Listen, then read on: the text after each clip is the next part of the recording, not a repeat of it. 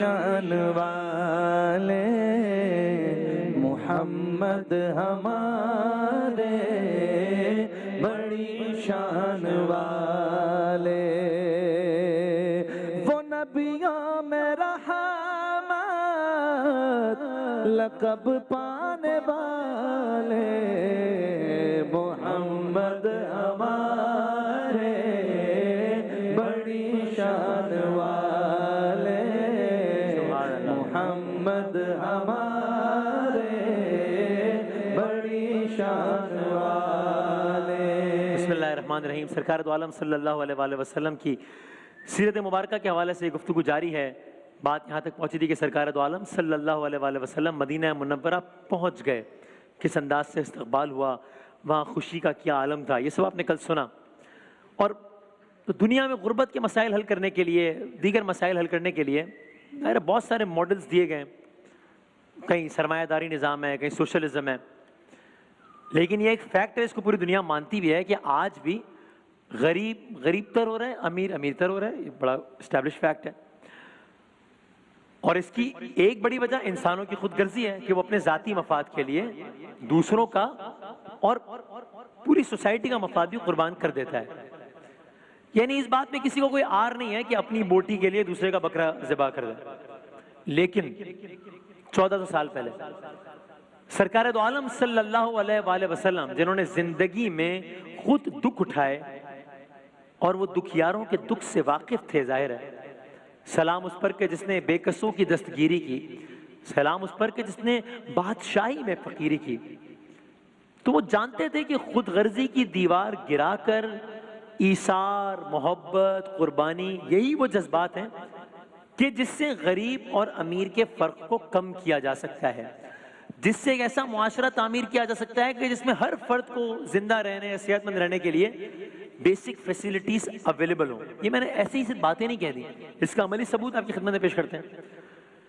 سرکار دو عالم صلی اللہ علیہ وآلہ وسلم نے انسانی تاریخ کا، ہیومن ہسٹری کا ایک ایسا بھائی چارہ قائم کیا کہ تاریخ میں اس کی مثال نہیں ملتی۔ اگین یہ بھی میں نے صرف ایسی روانی میں ایک بات نہیں کہہ دی، آپ سنیے، جب میرے آقا نے مہاجرین اور انصار کا معاشی تجزیہ کیا اور یہ اندازہ کیا کہ کچھ مسلمان ہیں جن کے پاس ان کی بنیادی ضرورت اور حاجات سے بہت بڑھ کر ہیں، کچھ مسلمان ہیں جو اوسط درجے کے ہیں، کچھ ایسے خاص طور پہ وہ جو مہاجر ہیں جو ابھی ہجرت کر کے ان کے ساتھ آئے ہیں، مکے سے مدینہ ہیں، وہ صرف اللہ کی خاطر اپنا مال و دولت سب کچھ چھوڑ کر مدینہ ہجرت کر کے امیر سے غریب ہو گئے۔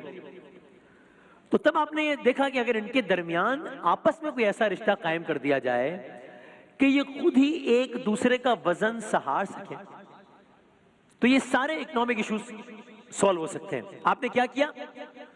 بس آپ نے تاریخ انسانی کا ایک عظیم اور اچھوتا منصوبہ پیش کیا۔ اس رشتے کا نام کیا ہے؟ اس منصوبے کا نام کیا ہے؟ مواخات۔ مواخات، اخ الف قے، عربی میں بھائی کو کہتے ہیں، مواخات مطلب بھائی چارہ۔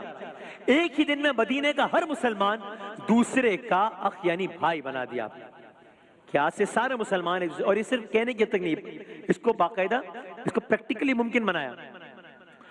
یعنی آسمان نے دیکھا کہ وہ دو مسلمان جن کے ماں باپ الگ خاندان، الگ قبیلے، الگ شہر، الگ ملک، بلکہ یعنی ہر چیز الگ الگ تھی، there was nothing same in them، وہ سب اپنے سگے بھائیوں سے بڑھ کر ایک دوسرے کے بھائی بن گئے۔ یہ بھی میں نے صرف ایسے ہی نہیں کہتی، ابھی مثال دیکھ کر خدمت عرض کرتے ہیں۔ مہاجرین اور انصار، یعنی مہاجرین وہ جو جب سرکار دو عالم آئے مکے سے مدینہ تو آپ کے ساتھ ہجرت کر گئے، انصار وہ جو مدینہ کے رہنے والے تھے، تو ظاہر ہے یہ دونوں ایک دوسرے کے لیے اجنبی تھے، وہ ایک شہر کے رہنے والے، یہ ایک شہر کے رہنے والے، وہ ہجرت کر کے یہاں پر آئے ہیں، اجنبی تھے، لیکن قربان جائیں اس محبت پر ہم قربان جائیں جس کی بنیاد سرکار دو عالم صلی اللہ علیہ وآلہ وسلم کی محبت ہو۔ تو ایک انصاری یعنی کہ مدینے میں رہنے والا اپنے اجنبی مہاجر بھائی کو لے کر اپنے گھر گیا، یعنی کس حد تک شیئرنگ کی؟ اس طرح کہ اپنے گھر گیا، اپنے سامنے بٹھایا، پہلے اپنے گھر کا جتنا سامان تھا یعنی کہ جو ٹوٹل ایسٹس تھے, جتنا مال متا تھا یعنی کہ جو ٹوٹل پراپرٹی تھی, اس کو 2 حصوں میں تقسیم کر دیا. یہاں تک کہ اپنے گھر کو میجر کیا, گھر کو ناپا اور درمیان میں ایک لکیر کھینچ کر اس کو بھی 2 حصوں میں تقسیم کر دیا, اور پھر اپنے بھائی سے کہا کہ بھائی یہ سب آدھا تمہارا ہے, باقی آدھا میرا ہے. اس انداز سے مواقعات کا رشتہ مدینہ منورہ میں میرے آقا نے قائم کیا. اور اب سب جانتے ہیں کوئی محبت دیر پا اس وقت تک نہیں ہو سکتی جب تک اس کی بنیاد اللہ اور اس کے رسول کی محبت پر نہ ہو. تو یہ وہ باہمی محبت تھی کہ اس کا آپ ایک اور عملی ثبوت دیکھیے. ایک جنگ کے موقع پر, یہ سنیے گا, ایک جنگ کے موقع پر زخموں سے چور, پیاس سے بھرپور, خواہش کے حامل 3 صحابہ جو ترتیب سے لیٹے تھے, جنگ جاری ہے, پہلے کو پانی دیا گیا تو اسی دوران ساتھ والے زخمی صحابی کے منہ سے اسی عالم میں العطش العطش یعنی پیاس پیاس کے الفاظ نکلے. تو پہلے صحابی کے خشک ہونٹوں نے منہ سے لگے پانی کے پیالے سے پانی حلق میں اتارنے کے بجائے اس کے منہ سے اگر کچھ نکلا تو یہ نکلا کہ میرے ساتھ والے پیاسے بھائی کو پہلے پانی پلا دو. جب دوسرے کے پاس وہی پانی پلانے والا پہنچا تو تیسرے نے جب العطش کی صدا بلند کی, جب تیسرے کے پاس پانی پہنچا تو وہ پیاسا ہی آخرت کے سفر پر روانہ ہو گیا. کسی نے پانی نہ پیا.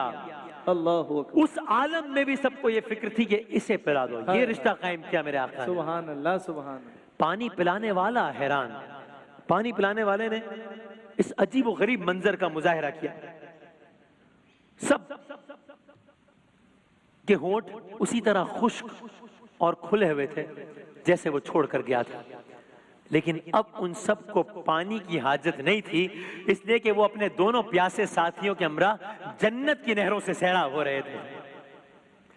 تو انسانی تاریخ میں وہ معاشرہ وجود میں آیا جس میں خود بھوکا رہ کر دوسرے کی بھوک مٹانا کوئی بڑا کام نہیں تھا, بلکہ یہ تو روزمرہ کا معمول تصور کیا جاتا تھا جو ہر مدنی کرتا نظر آتا تھا. یہ تھا وہ اکنامک ماڈل کہ اگر آج بھی دنیا کا ہر وہ فرد جو ایک کانسیپٹ ہے اسلام کا against wealth accumulation in few hands, اس کا اس انداز سے عملی مظاہرہ ہوا. یہ ساری ظاہر باتیں سب تاریخ میں ہیں. یہ وہ اکنامک ماڈل تھا کہ آج بھی دنیا کا ہر وہ فرد جس کے پاس اس کی ضرورت سے زیادہ ہو, وہ اپنی ضروریات کو اچھے سے پورے کرنے کے بعد باقی ضرورت مندوں کے لیے کھلا چھوڑ دیں, ظاہر ہے پھر بہت مسائل ہر طرح کے حل ہو جائیں.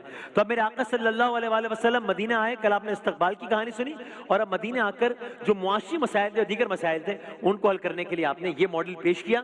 صرف پیش نہیں کیا بلکہ اس کو اپلائی کیا. صرف اپلائی نہیں کیا بلکہ اس کے اثرات, اس کی ثمرات مدینہ منورہ کی ہر گلی میں دیکھنے میں نظر آئے.